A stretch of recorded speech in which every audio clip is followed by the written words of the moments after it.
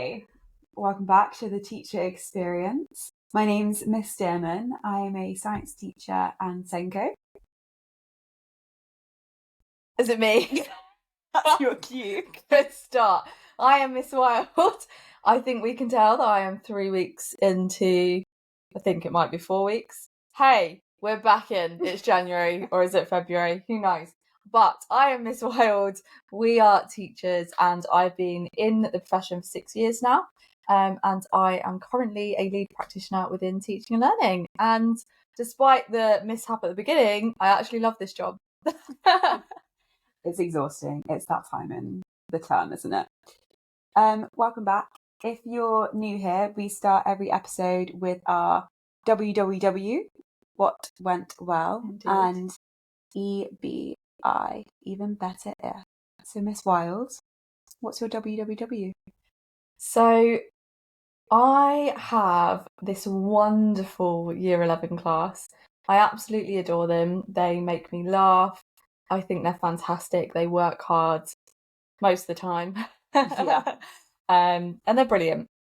And this term I have started implementing just paper one recall quizzes for science. Sorry, I should have said that. I am a science teacher, so I do biology, chemistry and physics, and I teach them, we've got a spiral curriculum, so I teach them all biology, chemistry and physics, so I'm responsible for obviously making sure they're ready for their exams for paper one and paper two. And I've been doing biology paper one recall quizzes with them since the beginning of the term. And this week they have absolutely smashed those recall quizzes because I've been implementing the questions that they struggle with again and again and again. And this week we got to a point where they could all really confidently explain concepts to me on that recall quiz. And it was just a beautiful moment as a teacher to see how far they've come and to see that improvement. And it's actually really special sometimes, isn't it, that in front of your class, you are the only adult that gets to see that journey. Yeah. From what they were like 4 weeks ago to where they are now. And it was just one of those moments that I stood there and went, awesome. This is awesome. Yeah. I love this job. That's so good. Yeah. And what is your even better if? My even better if. That is a good question. So my even better if this week, I'll be honest, and I think the reason I am so tired is because this week I've not been very good at putting my phone down when I get into bed. I've just been sitting there scrolling, and I know I shouldn't do it. I know. Yeah. I know that. I get into bed and I'm like, Naomi, you need to put the phone down and read a book or not scroll on Instagram. Or have a conversation with your partner. But not scroll. And I've got to bed and I've scrolled, and it's really disrupted my sleep this week. So I think on reflection, that is something I need to work on for the week ahead. Yeah, isn't it crazy? I do exactly the same. I get into bed and I just pick up my phone and start scrolling without even thinking about it. Yeah. It's so bad. And I know I should do this thing that everyone talks about where you leave your phone outside your bedroom. I know I should do that. Have I ever done it? No. Nope. Should I? Yes. But you just... Will I? No. It's crazy, isn't it? But yeah, if I don't have that self-control, it really affects my sleep. Yeah. Absolutely. So I totally empathise with that. Yeah, so this week I will be picking a book up more and putting the phone down. Oh, I love that. Reading anything good at the moment? Yeah, so I'm actually oh no, I've actually forgotten the name of it. I'll go back to you on that one. I've forgotten the name of it. I Am Pilgrim. Remembered it. I Am Pilgrim. That I forgot the title. Yeah, I Am Pilgrim. So my partner read it and he absolutely loved it. So I said that I'd give it a read and we could share some insight. Oh, I love that. Nice. Well, welcome back everyone. So we're on episode 3, which is a focus on well-being. So we've actually got some data that we're going to share with you. Scary data. Yeah, scary data, but believable. Yeah. It's on the Teacher Wellbeing Index. So I've got it on my phone. 78% of all education staff are stressed. Like 78%? Yeah, on a regular basis, they're stressed. That's literally, say literally, you speak to 10 teachers at school in a day, for example, 8 of those are feeling stressed on a regular basis. That's a 3% increase from the previous year. So not going the right way. The next one is 51% of staff experience insomnia, which is defined as difficulty sleeping. And this is a 6% increase. Half of teachers are having trouble sleeping, which is ironic because we were just talking about that. Yeah, absolutely. And then, we're 50% of us are struggling with that. And then we go into work with absolute cognitive overload, like we spoke about last week. And we have to do this crazy job on next to no sleep. Yep.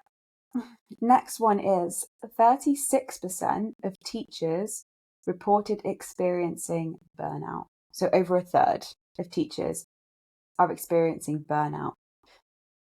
I think that relates to that really big, and I can't remember the stat, we'll have to pop it into the notes because I can't remember it off the top of my head.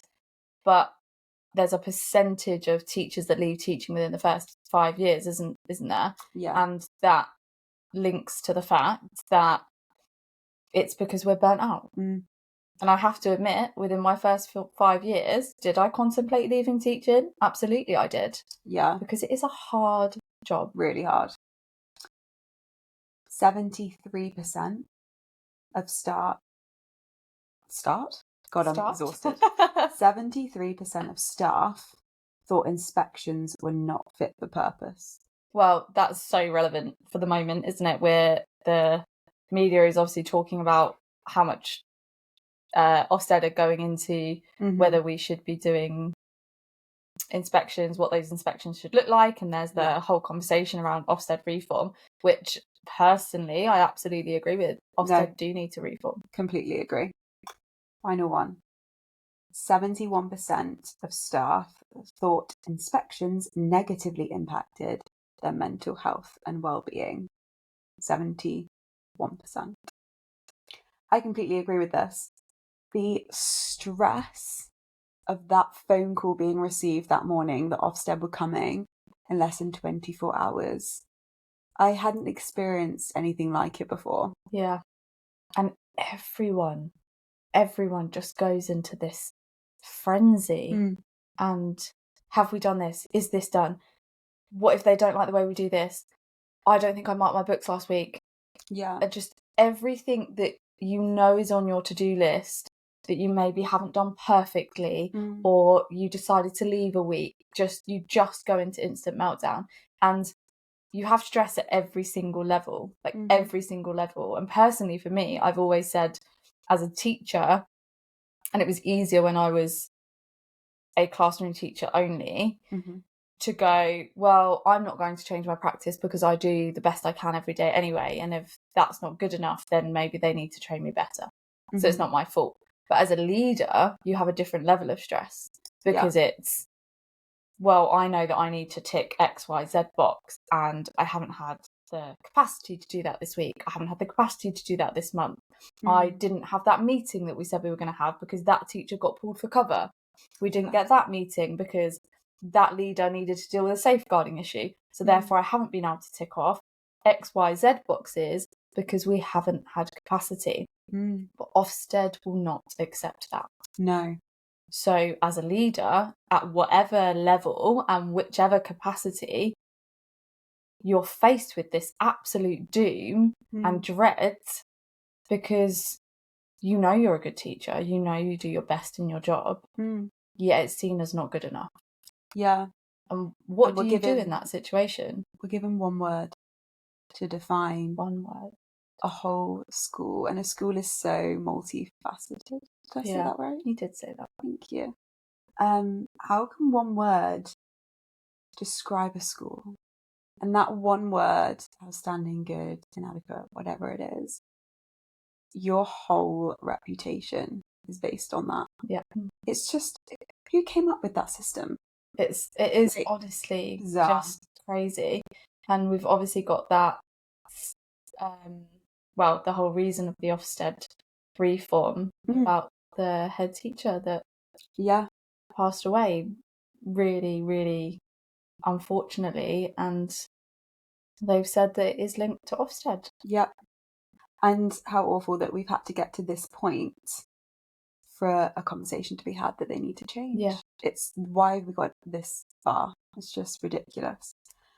So we're going to be talking about well-being in teaching, which Ofsted obviously feed into, but we're also just going to have a discussion about why this job is so hard. And if you're listening and you think, and maybe you're a couple of years into teaching, maybe you're quite an experienced teacher, and you just think, gosh, do you know what? This is a hard job. Yeah, it is. It is. And also, we also like to rant about it. So, it makes me feel so much better. We're here with you. So much better.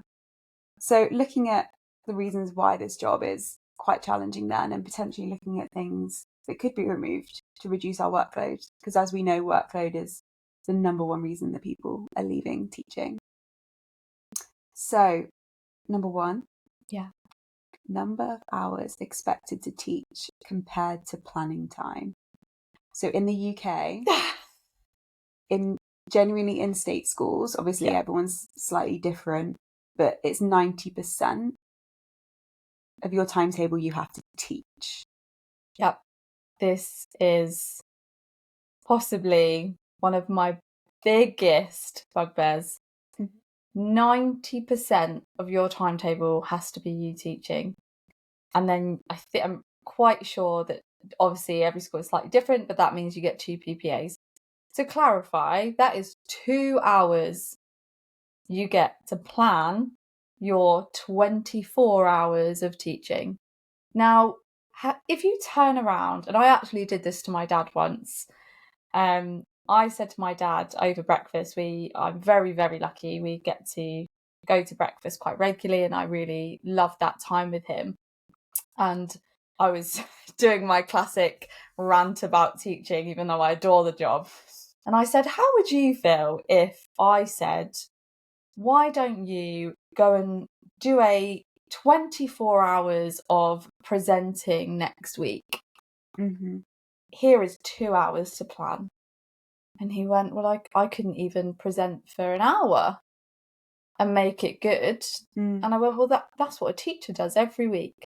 A teacher goes in, obviously depending on your own timetable, etc., but based on percentages and your other responsibilities, you'll have your 2 hours planning time, and then you'll go and teach or present for 24 hours.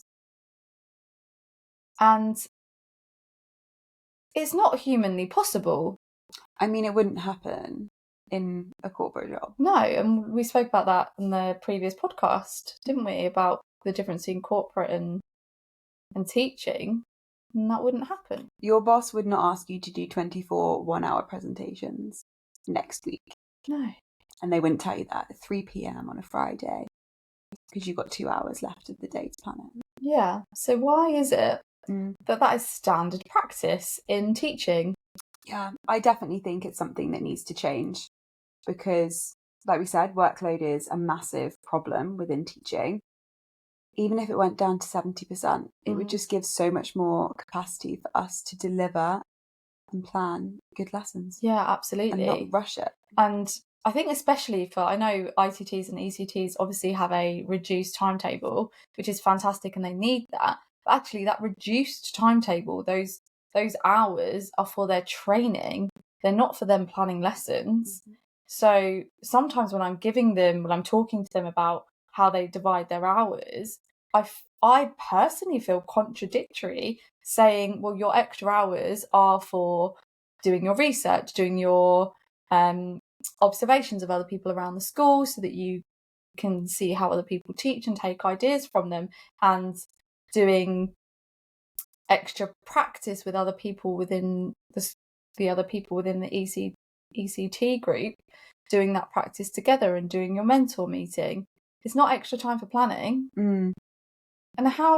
And we've both been there, we've both been in our ITT and ECT years. Yeah. And when you first become a teacher, trying to plan that many lessons in such a small period of time is so difficult. Yeah. So difficult. And you can't. You can't. No. I mean, I still don't do it today. Yeah. Like I said, I think it was the first episode we did, I spend 1 hour a day which I still find bonkers that's really quick, because I have to make it quick, because otherwise I don't have my well-being. But I still spend 1 hour a day planning my lessons. That's 1 hour a day for 3, 4, 5 lessons. That's still crazy to me. You still wouldn't say that in corporate. The problem here is that we're in a teacher crisis, so we haven't got enough teachers in the UK at the moment, and we missed our quota again this year for the amount of teachers that we recruited, especially in science. I know physics was really bad this year, last year now, 2023. And if you reduce the number of teaching hours, that then increases the amount of teachers that we need. Yeah, and then increases the cost. Yeah, the government are reducing. Yeah, so how much money they give us. Yeah, so I don't. As much as this would be a massive help to keeping teachers in education, I don't think this will be something that the government will do. No. But it definitely should be. Point number 2. Marking. Full stop. Just marking. Go on, sorry, carry on. Marking books, homework, and tests. So, for example, end of unit tests or during mock week. I genuinely just want to crawl into a hole hearing those 4 words. I know. Because it's horrible. And I think we're really lucky these days with, obviously, technology is getting so much better, and there's options for doing online tests and self-marked tests, etc. And we're really lucky in that sense. However, different schools will have different rules, and regardless of what school you're in, and regardless what your marking policy is, even if you are lucky to be in a school that has a fantastic marking policy, it is still a lot of marking. So, for example, obviously we've all recently had year 11 mocks and year 12 mocks and year 13 mocks. That marking is outrageous. Oh, hours. Hours and hours and hours. And then you input the data, which takes hours. And then you analyse the data, which takes hours. You then create gap lessons or dirt lessons or improvement lessons from scratch, which takes hours. And all of a sudden you spent 10 hours on a set of mock papers. Yeah, for one class. For one class. And where are you getting those hours from? And that's the problem. And there has to be, and I unfortunately I don't know the solution, because we're in this, like you said, this horrible circle that we need more hours, but if we reduce timetables, we need more teachers. There's a teacher crisis, we can't get more teachers because we can't get them into teaching because it's not inviting. Yeah. But something has to change, because teacher well-being, like we can see from those teacher index stats, is just getting worse. Yeah, absolutely. And part of that is the marking. And it's homework, marking that homework, because we all know, so if you look at the Education Endowment Foundation, we know that all schools set homework because it doesn't cost a lot. It's one of those things that doesn't cost. However, actually, if you look at the Education Endowment Foundation, it's not overly impactful. However, if you also look at some of their stats, feedback, again, low cost, because they don't pay us for the extra hours that we do it. Give that feedback. That has a really high impact. So we need to mark to give that high impact feedback. Yeah. To improve our students, but it takes time. And time is well-being. I did some research into feedback as part of my training when I was an ECT, and it depends on where and what feedback you're talking about. Yeah, absolutely. So feedback has consistently been shown to be effective for learning, but the most effective feedback was in-class live feedback, which is hard for schools to measure, because you basically just have to take the teacher's word for it that they're giving good constructive feedback in lessons. Absolutely. Whereas feedback, when they're written in their books and it takes hours, you can measure that as a school. So that's why they go for that one. but it's not the most effective. It's not the most effective. Point 2. No, we've done point 2. Point 3. Extra unpaid responsibility. I mean, we've touched on this. We have. However, extra unpaid responsibilities. So I think a prime one, sort of linking it back to year 11s and core exam groups, interventions. Yes. It is an unspoken expectation that you stay after school and run year 11, year 12, year 13 interventions. And it has been the same in every school I've been in. Why is that an expectation? Mm-hmm. My day ended 15 minutes after the children went home. Yep. Why am I staying an extra hour apart from the fact that I adore this job and I want my children to do well? Mm-hmm. But at what cost? Yeah. At what cost is it acceptable that I am staying on whichever day, my biggest bugbear is a Friday, but on a whatever day for an extra hour unpaid? Yeah. If you said in any other sector, or I say any other, a large majority of different sectors, can you stay an extra hour? They will be paid for it. Yeah, I believe that to be true as well. Absolutely. Another extra unpaid responsibility then is mentoring. Yeah. So it's different in every school that I've been to. My mentoring is quite significant in my school. It's not something that I ever thought about when I first became a teacher. I obviously knew we had to do registration and notices, but I didn't know the extent of what mentoring meant. And you have to be one. Do you mean mentoring as in mentoring a teacher, or mentoring as in mentoring a tutor group or a mentor group? Mentoring a mentor group. Yeah. So the morning, pupils. The pupils. Yeah.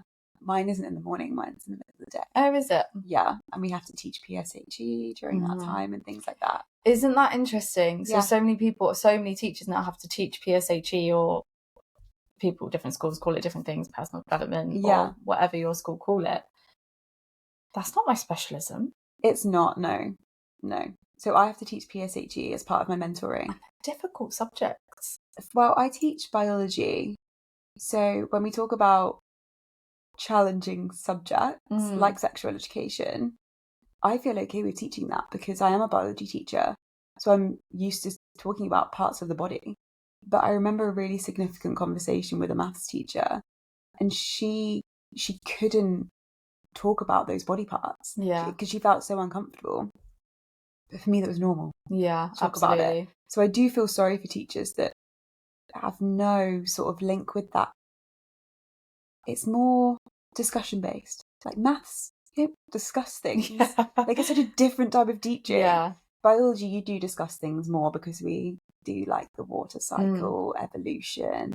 So it's more, but I do feel sorry for these teachers that teach like maths, and then they're thrown into a PSHE lesson about contraception. Yeah. That's really hard. I think as science teachers, we actually do take it for granted that we're quite comfortable with covering sexual education and subjects like that involve the human body, because we can openly talk about it because we're used to doing that. Yeah. But it's also the more I suppose more difficult potentially conversation. So I had to do PSHE on porn. Yeah. I had to do, so obviously we do radicalisation, we do FGM. Yeah.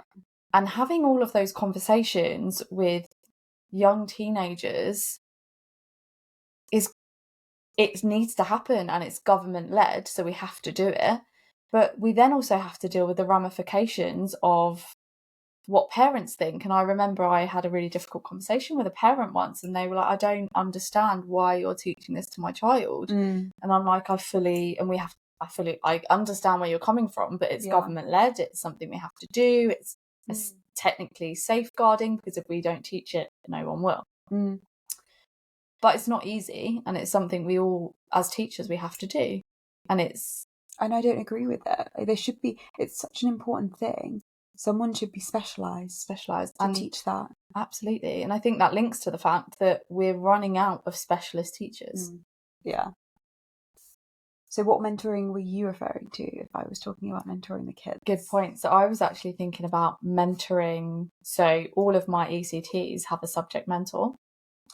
Yes. They don't get paid for being a subject mentor, but it's extra responsibility. Okay. So I have to get them to, so they essentially meet with their mentee every week. So one of my ECTs, they'll see them every week. They'll have to just drop in on the ECT every week. They have to attend training, which is fine because obviously we take them off the timetable for that. So they have to attend training. And then when I need them, I have to request their time as well. And that's on top of, generally, if you're a mentor, you have extra responsibility that they get paid for, but they have that extra responsibility as well. And when I'm taking their time, it's a minimum of an hour a week. Right. That they're not getting paid for, but they're having to invest in another member of staff. That is a lot. It is a lot. Don't get me wrong, it's really rewarding and people want to do it. It's a way to develop their career, develop their expertise and support another member of staff. But again, it's at a cost. Of course, yeah. And not the financial cost of the school. Yes. Which is a shame. I was going to say something else and I can't remember. I'll come back to it if I remember. Okay, reason number 4 for the reason why teaching is so hard. Class sizes. Oh, this is a really interesting one because there's different research which says different things. So how many pupils are in your class on average? On average, so I suppose on average, I would say 27 to 28.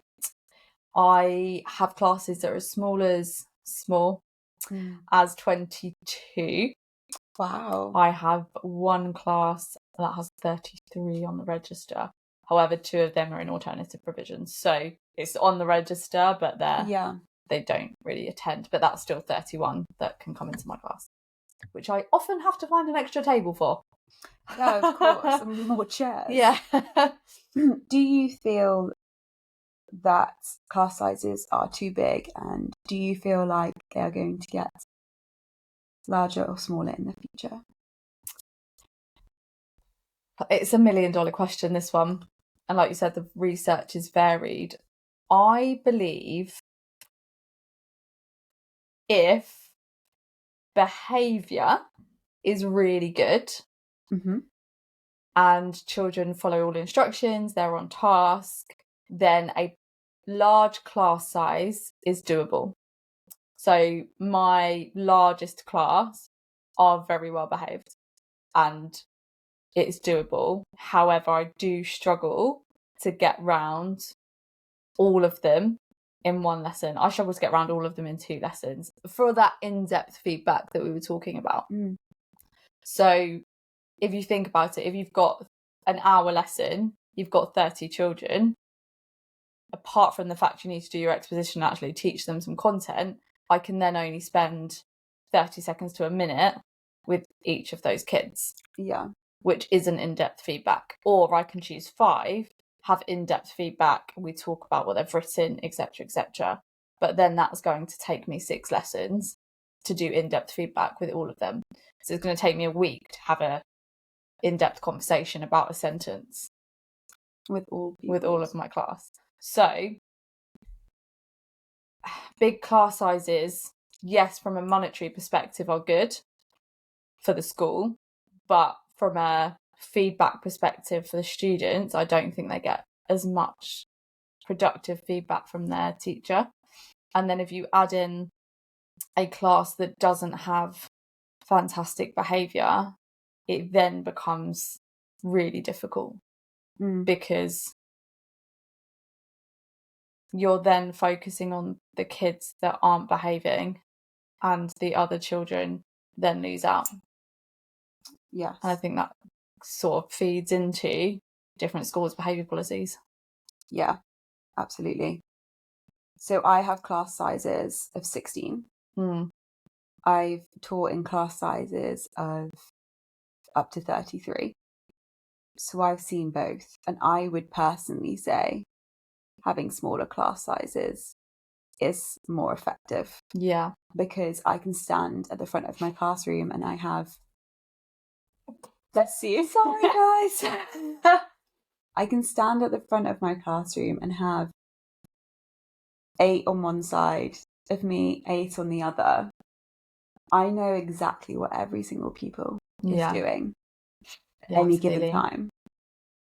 One of them could cough and I'd be straight on it. Yeah. As you can see them, they're all in front of me. Yeah. It's my classes at my actual classroom is obviously smaller as well. Yeah. Because we only have 16 max. So for my own personal experience, I can achieve more in one lesson. Yeah. Because the classes are smaller and it's more effective conversation learning. Yeah. So we can actually talk about explore things.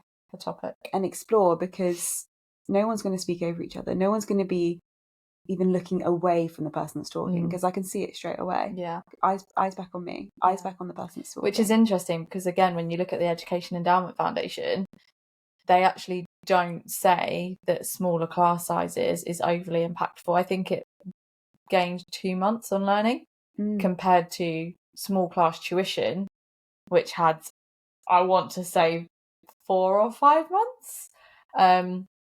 So actually, do we utilise catch-up funding that schools have been granted to use in small tuition instead of reducing small class sizes, making class sizes smaller because it's not a high impact, use small class tuition instead and use that for catch-up funding? But who's going to run the tuition? Well, you've got to pay for it, but that's what the catch-up funding's for. But then is that where schools want to use their catch-up funding? Yeah. Hey, that's leaders. That's a responsibility of a leader. So the final reason that teaching is so hard is behaviour of the pupils. So what is your experience of this? So I have worked in low socioeconomic schools, so high deprivation, high SEN, and statistically, compared to other schools, the behaviour isn't as good. I say statistically, that's probably the wrong thing to say, compared to my conversations with other teachers in different schools. Yeah, the behaviour isn't as good. And if we use those really reliable Ofsted reports, the behaviour also wasn't so good. Now that can have a huge impact on well-being, because as a teacher, you are going in, you're putting everything into it. You spend hours planning for good old Johnny to mess up your whole lesson. And if you haven't got the right leadership to back you up and remove that student from your class, it then ruins your whole lesson. And you just feel awful. You feel useless. You feel pointless. You don't want to be there. And you think, why have I chosen this career? I am worth more than being sworn at, being laughed at, my classroom being disrupted, being disrespected, being all of the above and more.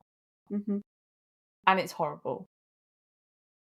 Yet you turn up at school every single day. You wipe the slate clean for every single child. You call their parents in your own time. You have restorative conversations in your own time, in your lunch break, in your break, like in your break. You do it all, and they come in the next lesson and they still treat you like rubbish. Yeah. It's interesting, when I've spoken to people about becoming a teacher, you have to develop this whole new level of patience. Whole new level. A whole new level of understanding. A whole new level of maturity. The ability for someone to continuously be horrible to you, and you wipe slate clean. Yeah. Every time. Like, it is amazing how teachers are able to do that. And it is really hard, especially when the pupil is against you. Feel as though the pupil is against you. You feel as though their parents aren't supporting you. You feel as though leadership aren't supporting you. That's when it gets really hard. So yes, behaviour. It is really difficult. And I think as a teacher, you have to one, you have to, I've always say this to every single ITT and ECT and any teacher that has ever struggled with behaviour, I'm like, it is the first thing. You nail that. And this is genuinely my advice to teachers, I don't care what you do regarding your subject in that lesson until you have nailed behaviour. Nail behaviour. If that means taking them outside and lining them up 10 times before they realise you mean business, even if that takes a whole term, you do that. Because if you don't do that, you're losing them and they won't learn the whole year. Whereas if you have a whole term of really putting your foot down, but then by the second term they're like, right, we give up, this teacher means business, we're just gonna have to go on with it, then they've got 5 terms of really effective learning. So it is a really big thing. It is hard. There's no two ways about it, but utilize your team, utilize the people you've got around you. Do go and have a cry, do go and have a moan. I love having a cry. I remember my first year of teaching, the amount of times I ran to the prep room, floods of tears. Yeah. Like, I can't do this. This is so hard. XYZ students so mean. Like, what am I doing wrong? And I wasn't doing anything wrong. I was doing everything right. The kids are just relentless. But to sort of end on a nice note, because obviously this has been quite intense, this podcast, to end on a nice note, I taught a young lad when I first started teaching, and he was in a year 9. That year 9 class were hard work, and I could elaborate, but they were hard work. I was still at that school when he left in year 11. I had the head of year 11 come up to me and say, there's a present in the office for you. And I thought, who on earth in year 11 has got me a present? Went to the office, lovely bunch of flowers and a card. And it said, Dear Miss Wilde, I am really sorry for the way I treated you when I was in year 9. And thank you so much for being resilient and putting up with my behaviour and teaching me right from wrong. If it wasn't for you, I wouldn't have enjoyed science as much as I did, and I wouldn't be where I am today. So thank you for your patience. That's amazing. And it's welling me up thinking about it. That's amazing. That's it. I had a very similar makes situation. The job worth it. It really does, because I had a very similar situation with a new pupil that came to our school, and previously science was her least favourite. And I remember her coming up to me and saying, it was about 6 months in, and saying thank you and sorry in her very still a cool kid way. Yeah. It was really sweet. Thank you for sharing that. You're very welcome. So we're going to finish our episode, as we always do, with a research bite. So, Miss Wilde, what is your research bite? So, I know I used Doug Lemov last time, but he is my teaching Bible, so I'm going to use him again. So I'm going to use my laptop, guys, just so I read it perfectly for you. So Doug Lemov has a strategy called strategic investment, and its sort of subheading is from procedure to routine. So it sort of links into when we spoke about behaviour a moment ago. So he says it's all about turn procedures into routines by rehearsing and reinforcing until excellence becomes habitual. Routinizing a key procedure requires clear expectations, consistency, and most important, patience. So essentially what you have to do is you number the steps of what that routine is. So the example I gave when I did this with my ECTs was a nice simple one, but about how you hand out the books and how you take the books back in. So when you practice this, so from procedure to routine, so the procedure is how we give the books out and how we take them in, but that will be routine by the end of the first week. So the kids will know exactly how to do that. So you number the steps to the children. So our book monitor will put the books on the end of the desk, etc., etc. You will take you and your partner's book, and you will open your book and you will write your day and title. So you've numbered those steps. You then model and describe it. So I will pretend to be Daniel. I will hand the books to each row, and then I will say, okay, everyone open their book for step 2, pick your pen up and write date and title for step 3. And then after that, we pretend to practice it. So we put all the books in the box, Daniel hands out the books, and then we do step 2, book open, and everyone step 3, pick your pen up. So we've then practiced it. And then we transfer the ownership. So as a teacher, we go, okay, I've told you what the steps are. I've modelled and described those steps to you. We've practiced it as a class, and it's now your responsibility to do that correctly in every single lesson. So I'll just repeat what those steps are again for the audience. So the Doug-Lemov strategy is strategic investment. It is going from procedure, such as handing the books out, to routine. The children have that as their routine. You do 4 things. You number the steps of the procedure to the children. You model and describe those steps to the children. You pretend practice with the children, and then you transfer the ownership from yourself over to them. That's amazing. Thank you so much for sharing. You're very welcome. Thank you again for listening to The Teacher Experience. I'm Miss Dearman. Thanks so much for logging on. We're coming up next week with episode 4 of season 1, and we're looking at private school versus state school. I am so excited for that episode. Yeah, so log back in for interesting debate. Yeah, thank you very much, guys. I'm Miss Wild. See you later. Bye.